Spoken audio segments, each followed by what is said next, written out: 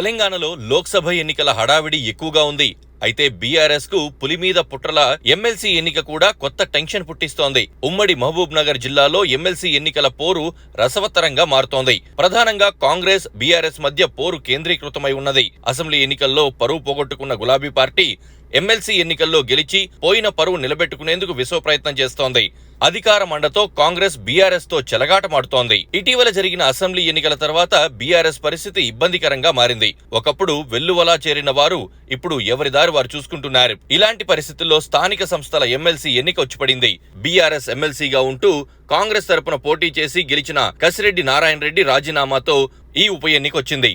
అంతకుముందు కసిరెడ్డి బీఆర్ఎస్ తరపున తిరుగులేని విజయం సాధించారు. కాంగ్రెస్ కు కనీస బలం కూడా లేదు. కానీ ఇప్పుడు ఆ స్థానంలో బీఆర్ఎస్ గెలుస్తుందా అంటే చెప్పలేని పరిస్థితి. కాంగ్రెస్ పార్టీ తరపున ఫార్మా కంపెనీ అధినేత అయిన మన్నై జీవన్ రెడ్డి, బీఆర్ఎస్ నుంచి పాలమూరు మాజీ ZP vice chairman Naveen Kumar Reddy బరిలో ఉన్నారు. ఇరు పార్టీల అభ్యర్థులు ఒకే సామాజిక వర్గం కావడం, ఇద్దరు నేతలకు ఆర్థిక బలం ఉండడంతో నువ్వా నేనా అనే స్థాయిలో విజయం కోసం ప్రయత్నిస్తున్నారు.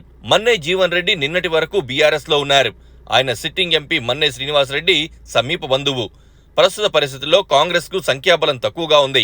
ఎన్నికల సమయం వరకు వీలైనంత మంది సభ్యులను కాంగ్రెస్ వైపు తిప్పుకుని ఎమ్మెల్సీ ఎన్నికల్లో విజయం సాధించాలనే ఉద్దేశంతో కాంగ్రెస్ పార్టీ ఎమ్మెల్యేలున్నారు. ఈ ఎన్నికల్లో విజయాన్ని సవాలుగా స్వీకరించారు. ఇప్పటికీ ఆపరేషన్ ఆకర్ష్ ప్రారంభమైంది.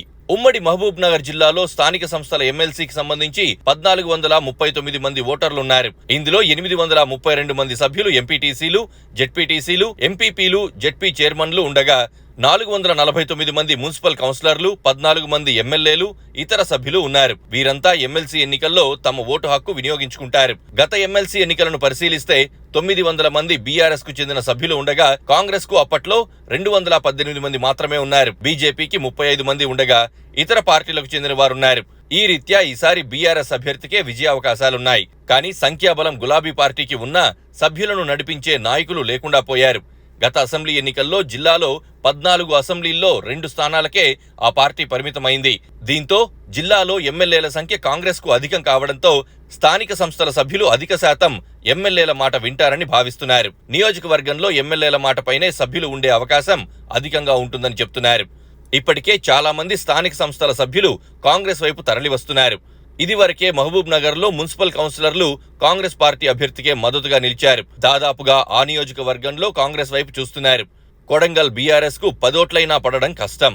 ఇప్పటికే నేతలు పార్టీని విడిచిపెట్టిపోయినా కార్యకర్తలు ఉంటారని బీఆర్ఎస్ నేతలు ధీమాగా ఉన్నారు. అయితే ద్వితీయ శ్రేణి నేతలు కూడా పార్టీ వీడుతూ ఉండడం ఆ పార్టీకి సమస్యగా మారుతోంది. ఉనికే సమస్యగా మారినా ఆశ్చర్యం లేదన్న వాదన వినిపిస్తోంది. అందుకే ఆర్థికంగా గట్టి ప్రయత్నం చేసే అభ్యర్థికి బీఫామ్ ఇచ్చారు. అధికారం పోవడం వల్ల ఆర్థిక బలంతో నెట్టుకు రావడం కష్టమన్న అంచనాలు కూడా ఉన్నాయి. ఈ ఎన్నికల్లో ఓడిపోతే బీఆర్ఎస్ కు మరింత గడ్డుకాలం వస్తుంది.